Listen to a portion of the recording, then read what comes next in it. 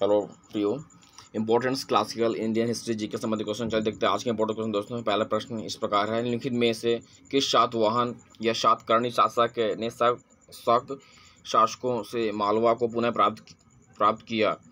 तो ऑप्शन है ए गौतमी पुत्र सातकर्णी, बी है शातकर्णी, सी है हाला, ऑप्शन नंबर डी यज्ञसारी सातकर्णी। तो दोस्तों ऑप्शन नंबर डी यज्ञसारी सातकर्णी। आगे बढ़ते इसी क्रम में दोस्तों सेकंड क्वेश्चन देखते हैं। मौर्य साम्राज्य में बंदरगाहों का अधीक्षक कौन था? तो दोस्तों ए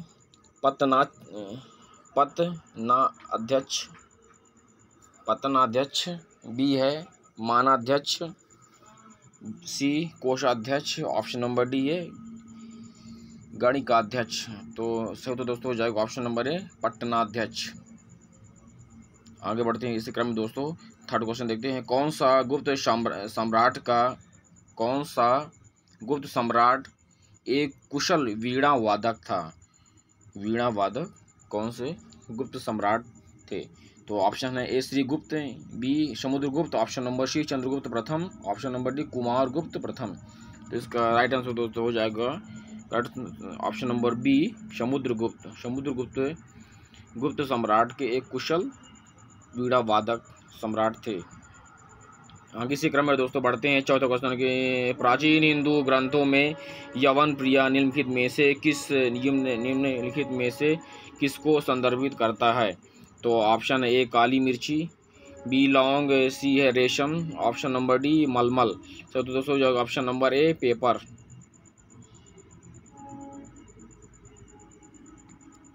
तो दोस्तों पेपर या काली मिर्च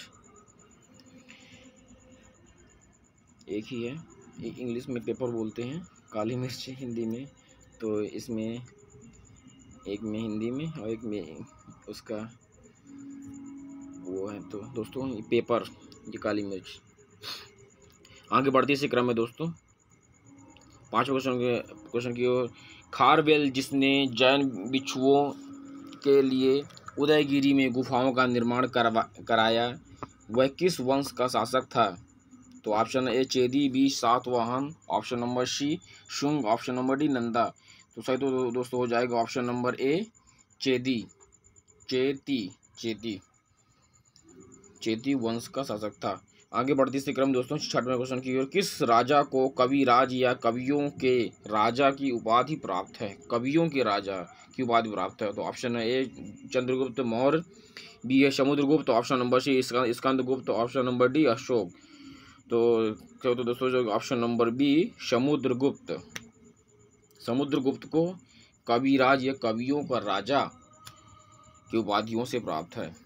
आगे बढ़ते इसी क्रम में दोस्तों आगे बढ़ने से पहले मेरी यूट्यूब चैनल को सब्सक्राइब कीजिए, लाइक कीजिए, शेयर कीजिए, बेल आइकन प्रेस करना मत भूलिए प्रियो, और ज़्यादा से ज़्यादा लोगों को शेयर कीजिए। आगे बढ़ते सातवें नंबर क्वेश्चन की ओर। सारनाथ बुद्ध के जीवन में किस पहलू से जुड़ा है? सारनाथ बुद्ध के जीवन के किस पहलू से जुड़ा है? तो ऑप्शन ए जन्म, बी निवास, सी पहला उपदेश, ऑप्शन नंबर डी मृत्यु। तो दोस्तों ऑप्शन नंबर सी पहला उपदेश। सारनाथ में गौतम बुद्ध ने अपना पहला उपदेश दिया था। आगे बढ़ते इसी क्रम दोस्तों मोहनजोदड़ो, आठवां क्वेश्चन। मोहनजोदड़ो का अर्थ है मृतकों का टीला, यही अर्थ निम्नलिखित में से किस नाम से व्यक्त किया जाता है? तो option A Harappa, B Lothal, C Amri, option number D Kalibangan.